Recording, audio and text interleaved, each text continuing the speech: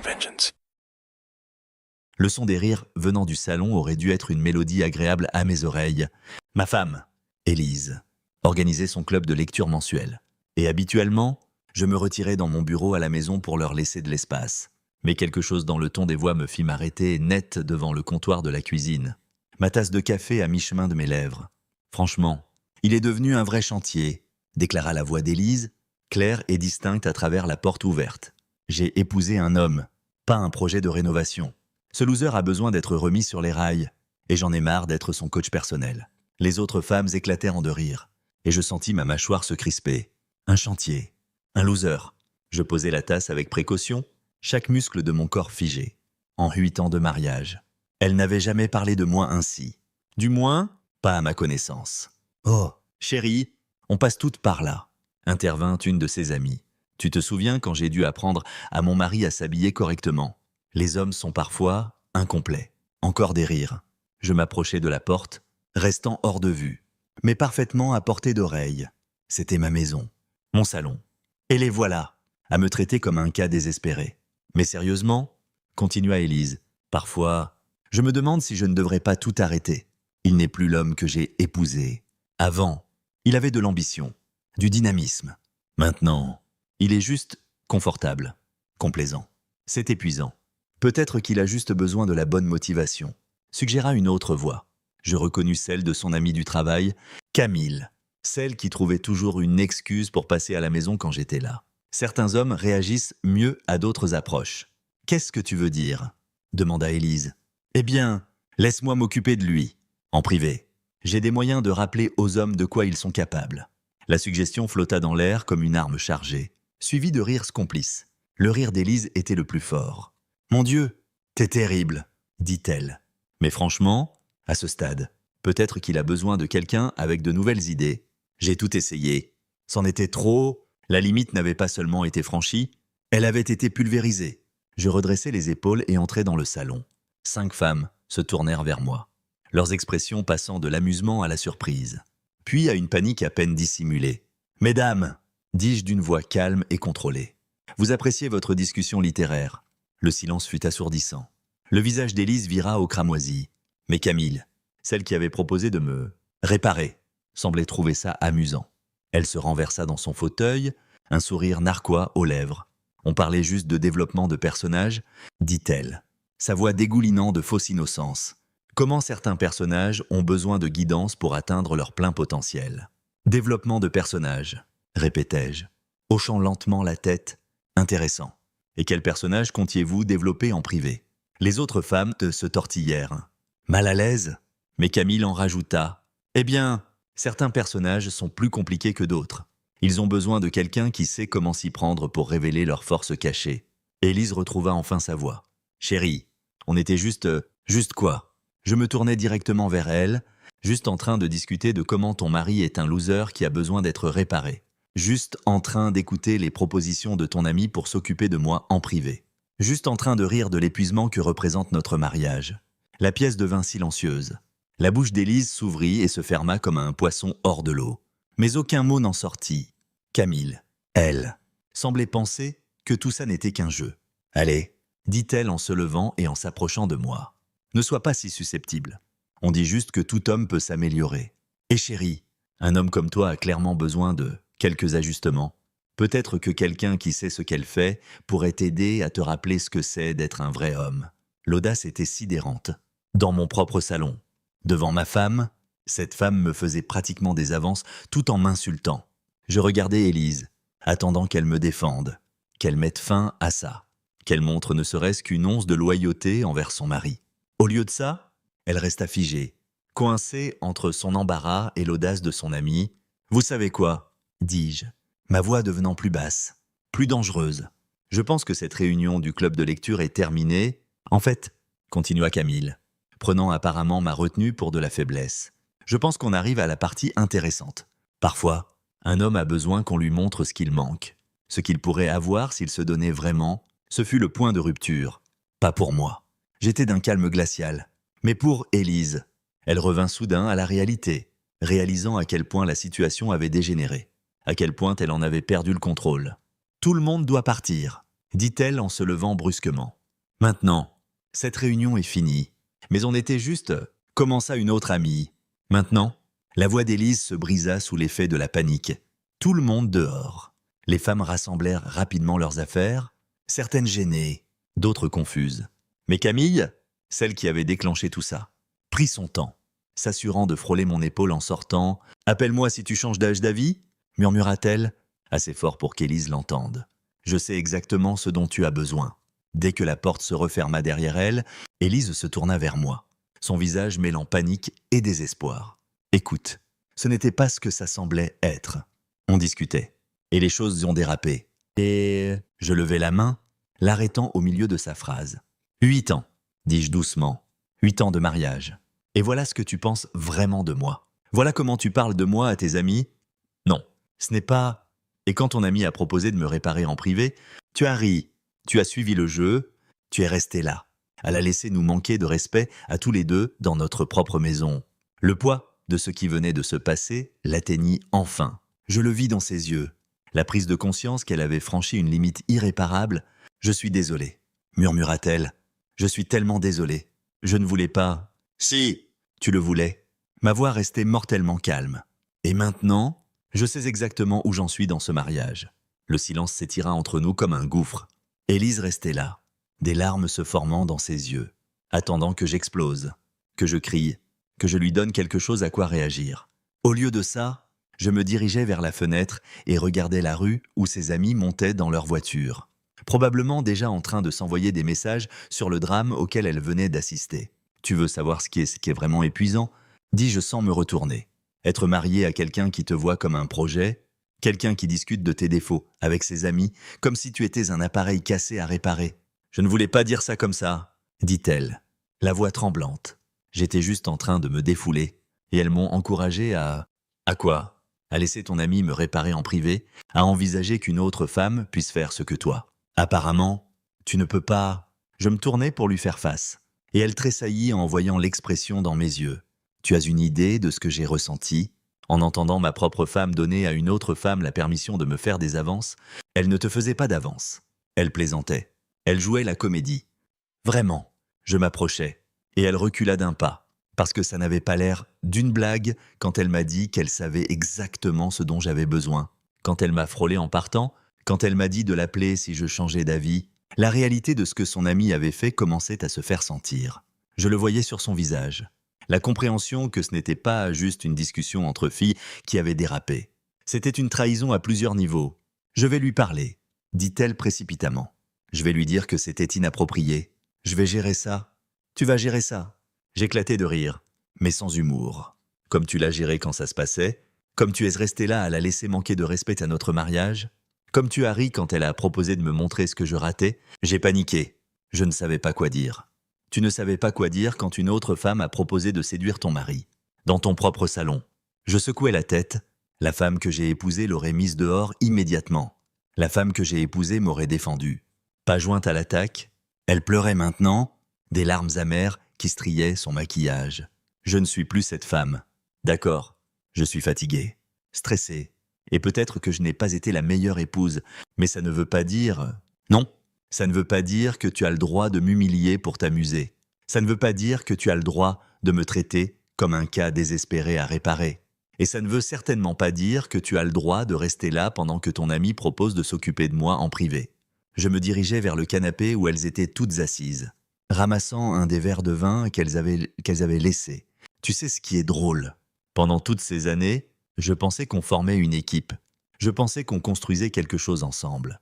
Mais apparemment, j'étais juste un autre projet sur ta liste de tâches. « Ce n'est pas vrai !» sanglota-t-elle. « Je t'aime.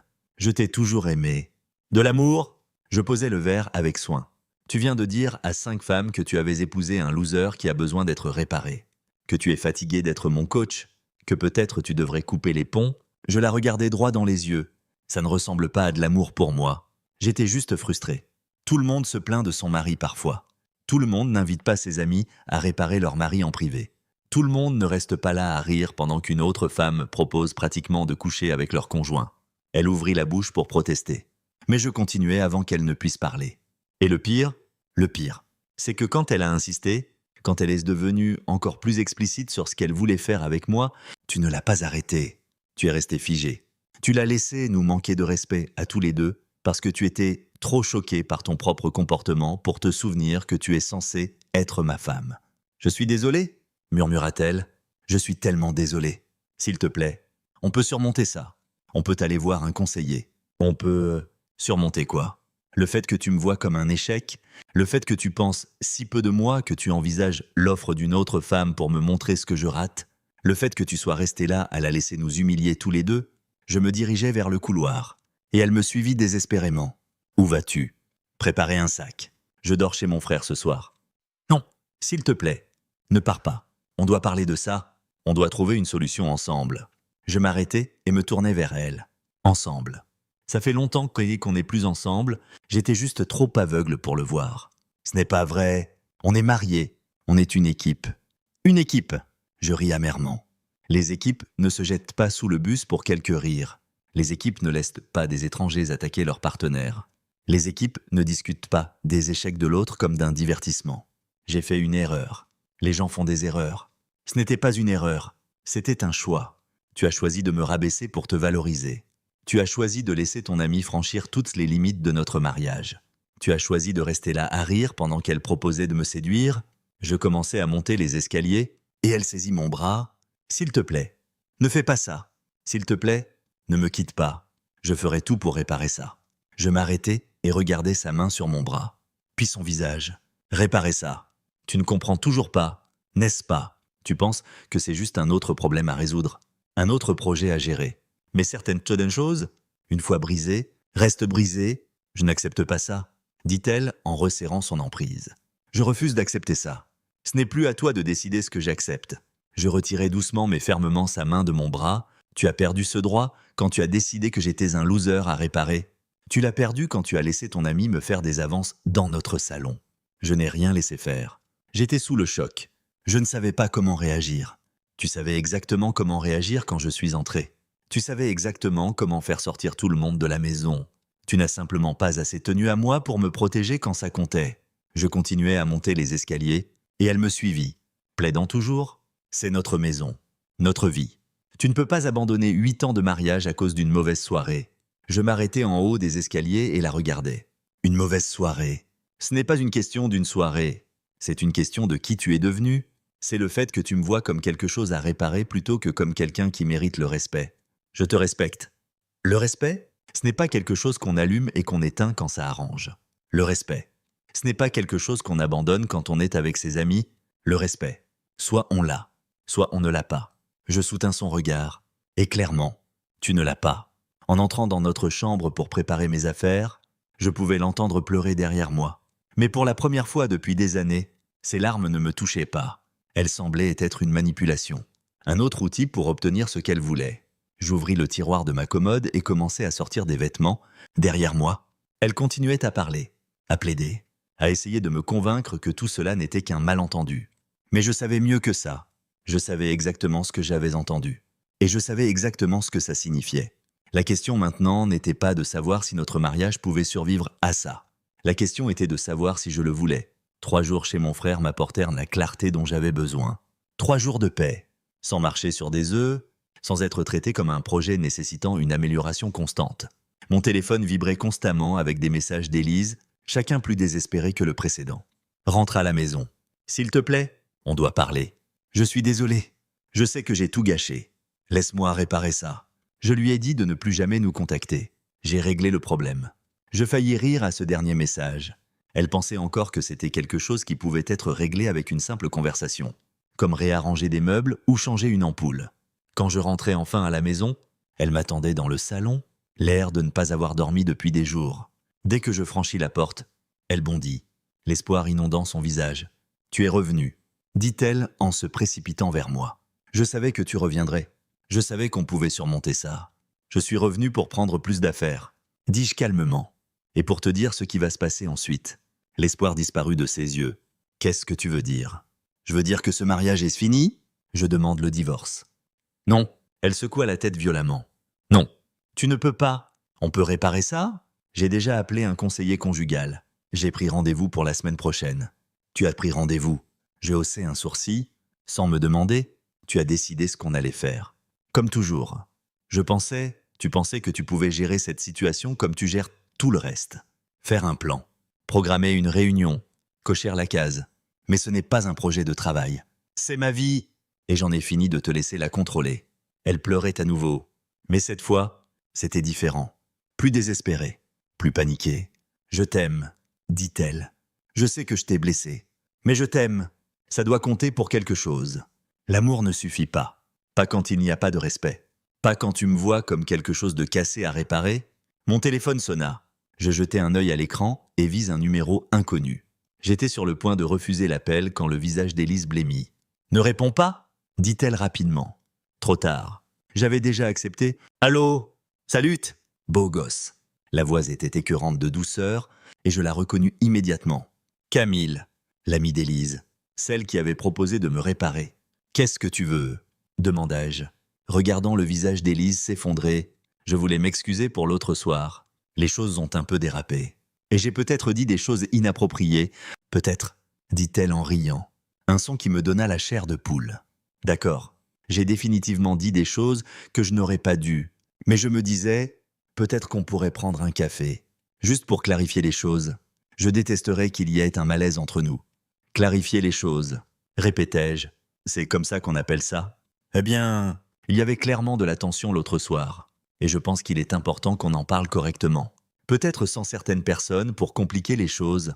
L'audace était sidérante. Elle me demandait pratiquement de la rencontrer dans le dos de ma femme, sous couvert d'une excuse. « Je pense que tu en as assez dit, » lui dis-je. « Ne rappelle plus ce numéro. »« Attends, ne raccroche pas. Je pense vraiment qu'on devrait parler. Il y a des choses que tu dois savoir sur ta femme. Des choses qu'elle a dites. » J'interrompis l'appel et regardai Élise, qui se tenait là comme un cerf pris dans les phares. « Des choses qu'elle a dites ?» demandai-je doucement. « Quelles choses ?» Elle essaie juste de semer la zizanie. Elle a toujours été théâtrale. Et maintenant, elle est gênée par l'autre soir. Alors elle essaie de... Quoi ? Des choses. Des choses. Des choses. Les épaules d'Élise s'affaissèrent. Elle a dit à tout le monde que tu n'es pas, que tu ne me satisfais pas, qu'elle m'entend me plaindre de notre mariage depuis des mois. Les coups continuaient d'arriver. Tu te plains de notre mariage depuis des mois. Pas me plaindre, juste parler. Les amis parlent de leur relation. C'est normal. Normal ? Je posais mon téléphone avec soin. C'est normal de dire à tes amis que ton mari ne te satisfait pas. C'est normal de partager notre vie privée avec n'importe qui veut bien écouter. J'étais frustré. J'avais besoin de parler à quelqu'un. Tu avais besoin de parler à quelqu'un. Et pourquoi pas parler à moi ? Pourquoi ne pas discuter de tes problèmes avec ton propre mari au lieu de les diffuser à ton club de lecture ? Elle n'avait pas de réponse à ça. Ou peut-être en avait-elle une. Mais elle savait que je n'aimerais pas l'entendre. Mon téléphone sonna à nouveau. Même numéro ? Ne réponds pas. Supplia Élise. Je répondis. Je t'ai dit de ne pas rappeler. Je sais. Mais c'est important. Elle t'a menti sur tellement de choses. Sur ce qu'elle ressent vraiment pour toi, sur ce qu'elle nous a dit. Tu mérites de savoir la vérité. Je regardais Élise, qui articulait. Elle ment en silence. Et tu vas me dire la vérité, demandai-je. Par pure bonté d'âme. Je vais te dire ce que tu dois entendre. Ce que tu mérites d'entendre. Retrouve-moi demain au café de la rue Saint-Honoré. 1 heure. Donne-moi juste 1 heure pour te montrer ce qui se passe vraiment. Je ne te rencontrerai nulle part. Alors tu ne sauras jamais ce qu'elle dit vraiment sur toi. Sur votre mariage. Sur pourquoi elle est si malheureuse. Sa voix baissa jusqu'à un murmure. Sur les autres hommes avec qui elle parle. Mon sang se glaça. Je regardais Élise, dont le visage était devenu complètement blanc. Quels autres hommes ? Demain, 1 heure. Café de la rue Saint-Honoré. Ne lui dis pas que tu viens. Elle raccrocha avant que je puisse répondre. Le silence dans la pièce était assourdissant. Élise se tenait là, tremblante, attendant que je dise quelque chose. D'autres hommes, demandai-je doucement. Elle ment.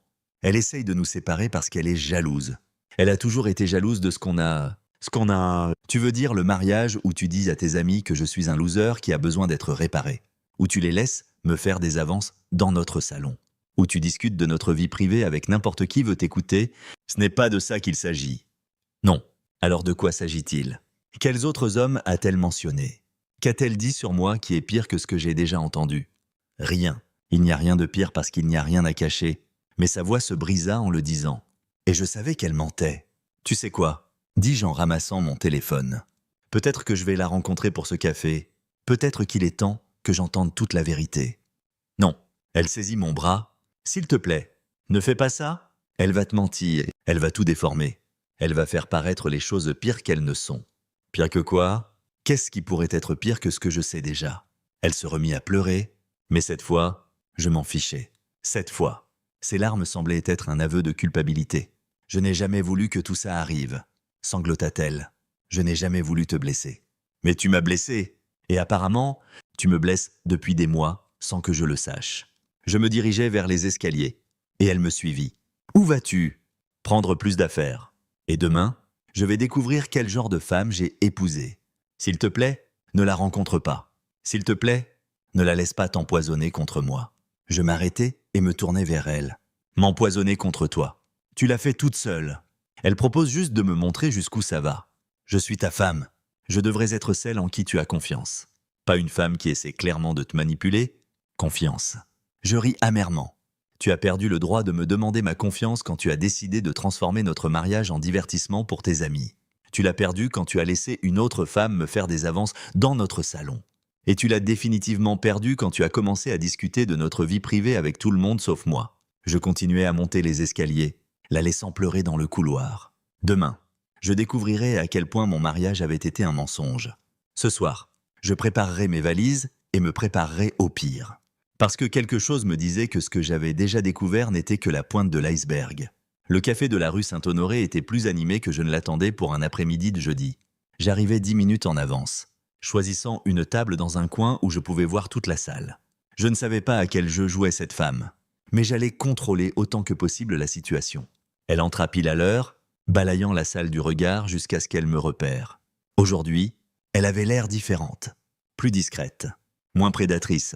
Elle avait troqué sa robe moulante habituelle contre un jean et un pull, probablement pour sembler plus digne de confiance. « Merci d'être venu », dit-elle en s'asseyant, en face de moi. « Je n'étais pas sûre que tu viendrais. Je suis là pour des informations.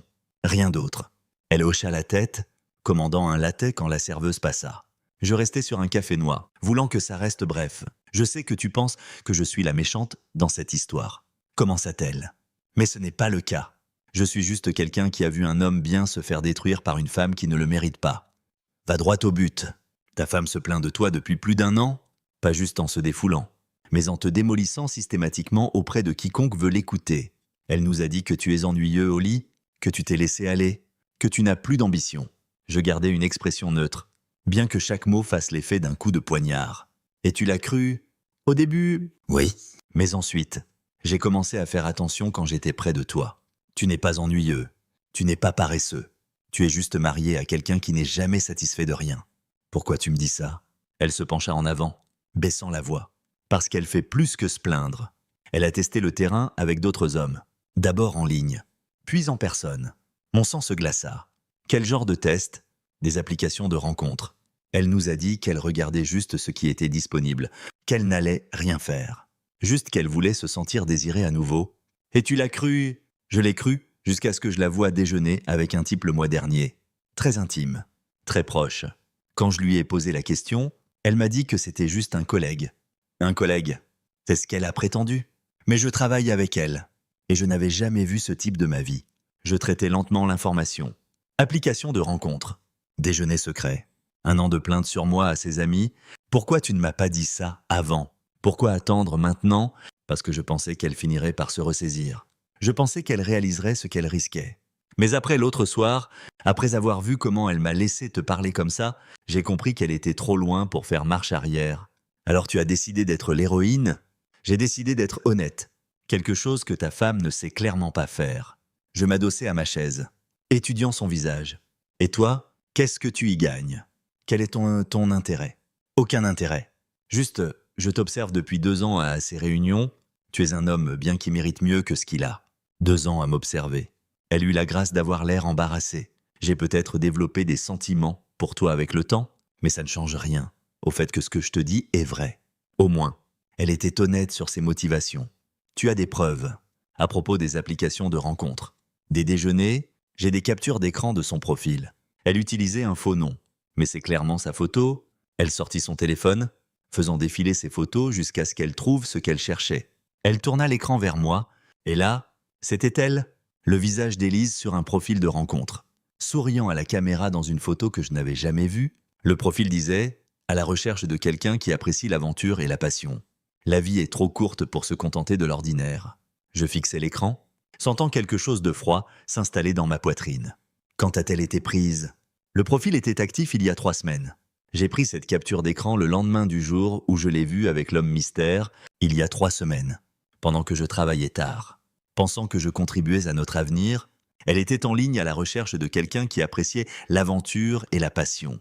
Quelqu'un qui n'était pas ordinaire, quelqu'un qui n'était pas moi. Il y a plus, dit-elle doucement. Le déjeuner n'était pas un événement isolé, elle le rencontre régulièrement. Habituellement le jeudi, quand tu travailles tard. Comment tu sais ça? Parce que je l'ai suivi. Je sais ce que ça semble. Mais j'étais inquiète pour toi. Je voulais être sûre avant de dire quoi que ce soit. Je lui rendis son téléphone. Mes mains plus stables que je ne me sentais. Quoi d'autre? Elle prévoit de te demander une séparation temporaire. Elle nous a dit la semaine dernière qu'elle voulait explorer ses options tout en te gardant comme plan de secours au cas où ça ne marcherait pas. Plan de secours. Ces mots. Pas les miens. Elle a dit que tu étais sûre et qu'elle pourrait toujours revenir vers toi si besoin.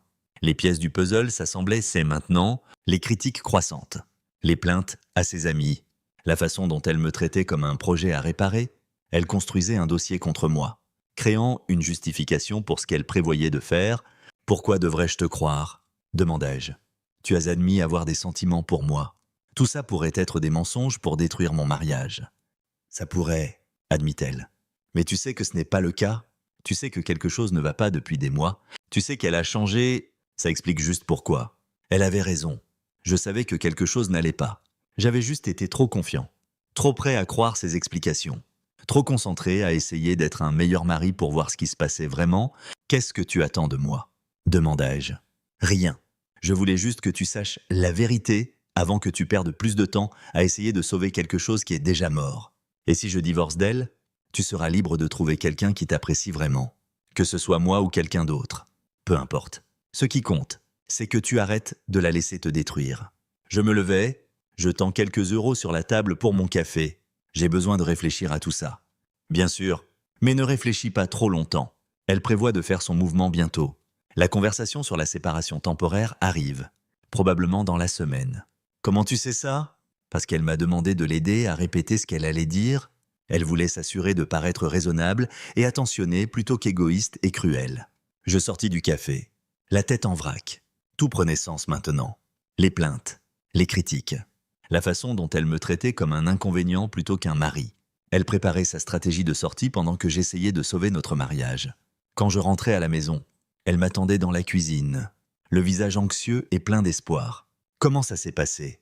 demanda-t-elle prudemment. Conversation intéressante. « Elle t'a menti, n'est-ce pas? Je savais qu'elle le ferait.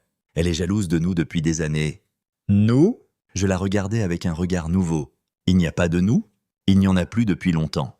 Qu'est-ce que tu veux dire? » Je veux dire que je sais, pour le profil de rencontre.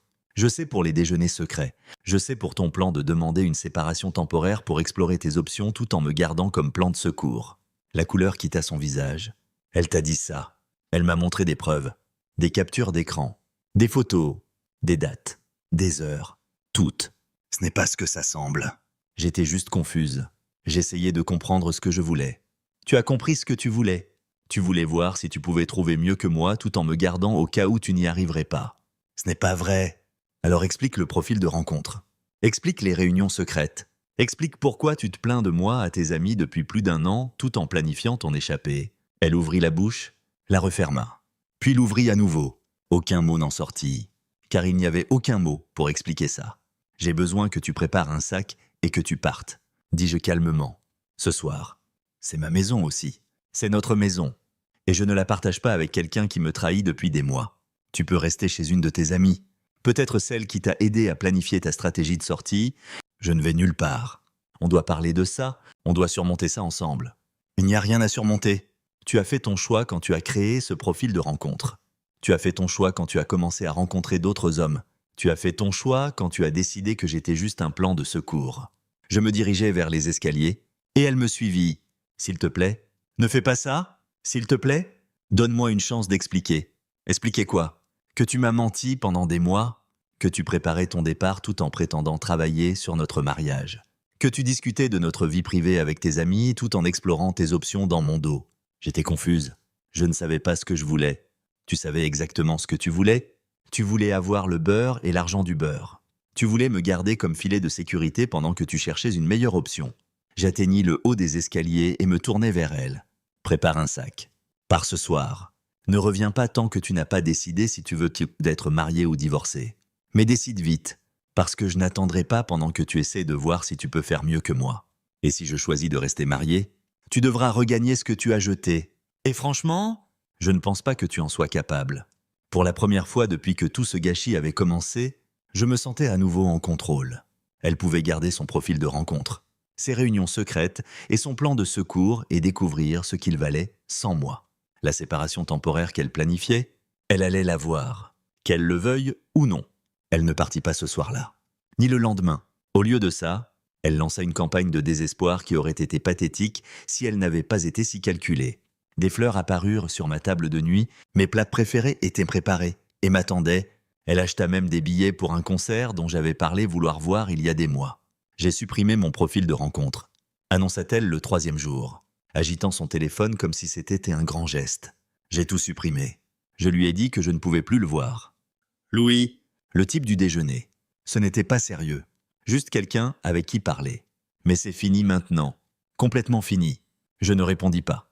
J'étais trop occupé à rencontrer des avocats spécialisés en divorce et à transférer de l'argent sur des comptes auxquels elle n'avait pas accès. Étonnant comme on peut démêler une vie rapidement quand on est motivé. Je sais que tu es en colère, continua-t-elle, me suivant dans la cuisine. Je sais que j'ai fait des erreurs. Mais on peut réparer ça.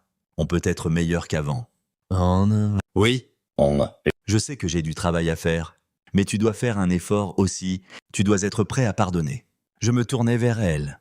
Pardonner quoi ? Exactement. L'année de plainte à mon sujet. Le profil de rencontre. Les réunions secrètes.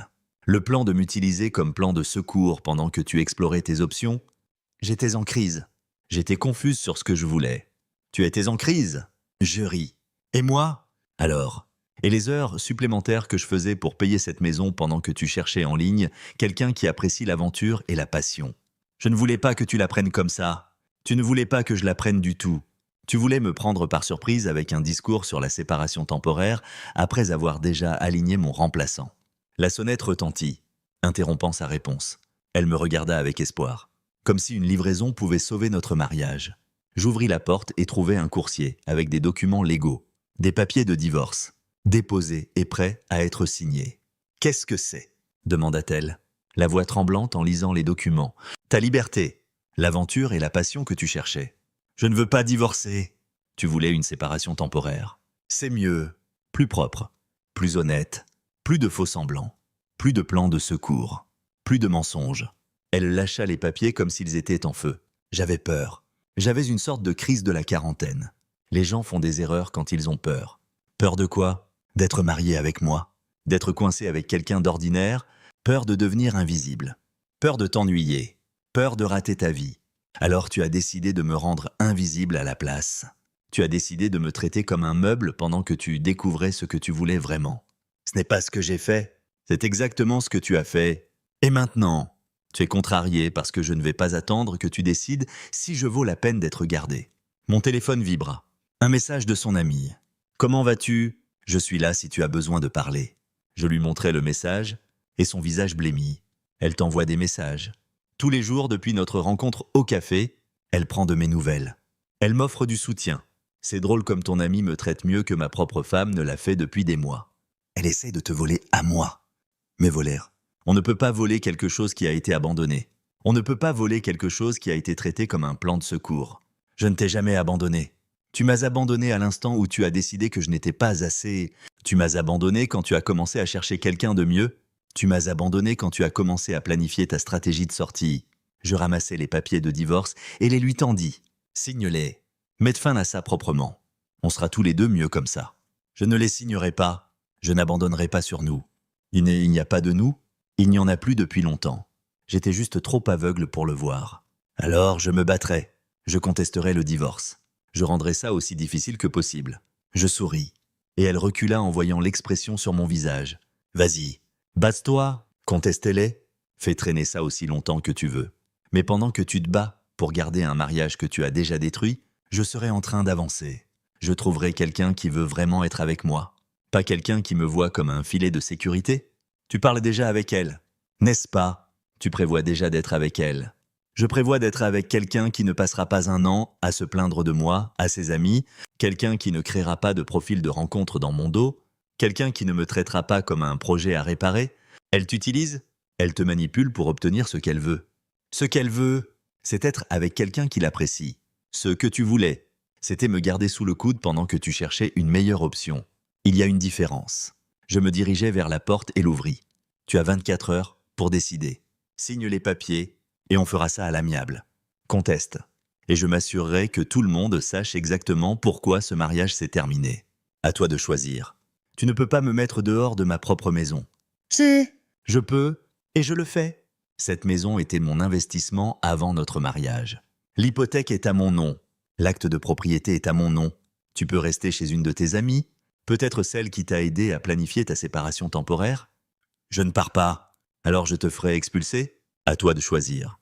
Pour la première fois depuis que tout ce gâchis avait commencé, je vis de la peur dans ses yeux. Une vraie peur.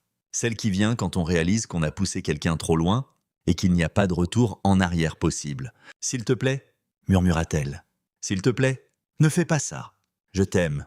Tu as aimé m'avoir comme option. Tu aimais savoir que je serais là si rien de mieux ne se présentait. Mais tu ne m'as jamais assez aimé pour m'être fidèle. J'ai été fidèle. Je n'ai jamais couché avec quelqu'un d'autre. Tu cherchais mon remplaçant tout en prétendant être ma femme. Ce n'est pas de la fidélité. C'est juste techniquement célibataire. Je fermais la porte derrière elle alors qu'elle partait, me donnant enfin le silence que je désirais. Demain, elle signerait les papiers ou commencerait une guerre qu'elle ne pouvait pas gagner. Quoi qu'il arrive, j'en avais fini d'être son plan de secours. 6 mois plus tard, j'étais un homme différent. Pas le projet qu'elle voulait réparer, mais l'homme que j'avais toujours été sous toutes ses critiques et ses plaintes. Le divorce avait été finalisé il y a 3 mois après qu'elle avait signé les papiers, comprenant enfin que son plan de secours avait expiré. J'avais acheté une maison de l'autre côté de la ville, plus petite mais entièrement à moi. Aucun souvenir partagé dans les murs. Aucun fantôme de promesses non tenues dans les meubles. Juste un espace propre et des possibilités. Mon téléphone sonnait rarement désormais, ce qui était exactement ce que je voulais. Plus de messages désespérés. Plus de manipulations déguisées en excuses. Le silence était précieux. C'est pourquoi je fus surpris lorsque la sonnette retentit un soir de pluie. Un jeudi. Par le Judas. Je vis Camille, l'amie de mon ex-femme, celle qui avait tout révélé. Elle avait l'air différente, vulnérable, debout sous la pluie sans parapluie. « Désolée de te déranger », dit-elle quand j'ouvris la porte. « Ma voiture est tombée en panne à quelques rues d'ici. Le pneu a crevé et je n'ai pas de roue de secours. Il y a une station-service à 3 rues au nord, dis-je, sans bouger du seuil. Je sais, mais elle est fermée et mon téléphone est à plat. Je me demandais si je pouvais utiliser le tien pour appeler l'assistance routière. J'étudiais son visage. Elle semblait sincèrement en détresse. Pas manipulatrice. Ses cheveux étaient mouillés par la pluie et elle frissonnait légèrement. « Entre », dis-je en m'écartant. « Tu peux utiliser mon téléphone. »« Merci, je l'apprécie vraiment. » Elle entra et je lui tendis mon téléphone. Pendant qu'elle passait son appel, je lui donnai une serviette pour ses cheveux. « Ils ont dit que ça prendrait 2 heures, » dit-elle en raccrochant. « Je peux attendre dehors si tu veux. Sous la pluie, ne sois pas ridicule. Un café, ce serait génial. » Je préparais du café pendant qu'elle séchait ses cheveux et nous nous installâmes dans mon salon. Le silence était confortable, pas gênant. « Tu as l'air en forme, » dit-elle finalement. « Heureux. » Je suis heureux, plus heureux que je ne l'ai été depuis des années. Tant mieux, tu le mérites. Et toi, comment vont les choses ? Elle haussa les épaules. Différent. J'ai perdu la plupart de mes amis quand je t'ai dit la vérité. Apparemment, la règle tacite est qu'on n'interfère pas dans les mariages des autres, même quand ils détruisent de bonnes personnes. Tu as fait ce qu'il fallait. Vraiment, parfois. Je me demande si je n'étais pas juste égoïste, si je t'ai dit ça parce que je voulais vraiment t'aider ou parce que je te voulais pour moi. Est-ce que ça importe ? Dans tous les cas, tu m'as sauvé d'une perte de temps à essayer de sauver quelque chose qui était déjà mort. Elle m'a appelé, dit-elle doucement, pour me demander de tes nouvelles, pour savoir si on était ensemble. Et on l'est, je ne sais pas. Et toi ? Je la regardais. Vraiment. Elle était attirante, intelligente, honnête, Tout ce que mon ex-femme avait prétendu être, mais plus que ça. Elle était là, dans mon salon. Pas parce qu'elle voulait quelque chose de moi, mais parce qu'elle avait besoin d'aide et me faisait assez confiance pour la demander. Je ne sais pas non plus, dis-je, mais je ne suis pas opposé à le découvrir. Elle sourit, un sourire sincère. Le premier que je voyais d'elle, j'aimerais ça, et les complications, l'histoire, le fait que tu aies tes amis avec mon ex-femme, et alors, on est tous les deux adultes. On sait tous les deux ce qu'on veut et ce qu'on ne veut pas. Tout le reste n'est que du bruit. Tu as raison, ce n'est que du bruit. Elle se rapprocha de moi sur le canapé et je ne reculais pas. Pour la première fois depuis des mois, je me sentais sincèrement intéressé par quelqu'un, pas désespéré, pas en manque, juste intéressé. Je devrais probablement te dire, dit-elle, l'histoire de la voiture n'était pas totalement un accident. Qu'est-ce que tu veux dire? Je veux dire que je roulais dans ton quartier en espérant te voir. Le pneu a vraiment crevé, mais j'étais là pour une raison. Et quelle raison? Tu me manquais, nos conversations me manquaient, notre connexion. La façon dont tu me faisais me sentir quand on parlait. Comment je te faisais sentir? Comme si j'avais de l'importance. Comme si ce que je disais était important. Comme si je valais la peine d'être écouté. Je tendis la main et glissai une mèche de cheveux derrière son oreille. Tu vaux la peine d'être écouté. Tu vaux beaucoup de choses. Toi aussi. C'est pour ça que je ne pouvais pas la laisser te détruire. Elle ne m'a pas détruit, elle m'a révélé. Il y a une différence. Tu as raison. Et ce qu'elle a révélé est quelqu'un pour qui il vaut la peine de se battre. Je l'embrassai alors, doucement, avec hésitation. Elle me rendit mon baiser, et pour la première fois depuis des années, j'eus l'impression d'être exactement là où je devais être. Quand nous nous séparâmes, elle me regarda avec quelque chose que je n'avais pas vu depuis longtemps. Une affection sincère, sans obligation, manipulation ou calcul. Juste une attraction simple et honnête. Reste, dis-je. Le camion de dépannage peut attendre. Tu es sûr? Je suis sûr. J'en ai marre d'être prudent. J'en ai marre de me protéger des possibilités. Et demain, et les complications. Demain, on trouvera une solution. Ce soir, on sera juste deux personnes qui se sont trouvées dans les décombres des erreurs de quelqu'un d'autre. Elle sourit et se blottit contre moi. Et je réalisais que parfois, les meilleures choses naissent des pires situations. Parfois, il faut tout perdre pour trouver ce que l'on cherchait vraiment. Mon ex-femme avait raison sur une chose. J'avais besoin d'être réparé, mais pas de la manière qu'elle avait en tête. J'avais besoin de réparer mes standards, mes limites, ma disposition à accepter moins que ce que je méritais. Maintenant, assis dans ma propre maison avec une femme qui avait choisi l'honnêteté plutôt que la loyauté, je comprenais enfin ce qui m'avait manqué. Pas l'aventure ou la passion, mais le simple respect. Celui qui vient naturellement quand on est avec quelqu'un qui veut vraiment être là. La pluie continuait dehors. Mais à l'intérieur, tout était enfin chaleureux. Notre histoire touche à sa fin. Si vous êtes arrivé jusqu'ici, pourquoi ne pas vous abonner à notre chaîne? Cela nous aide énormément. J'ai sélectionné 2 autres vidéos pour vous, que je suis sûr que vous apprécierez. N'hésitez pas à cliquer dessus. Je vous attendrai dans la prochaine Is War Histoire. À bientôt!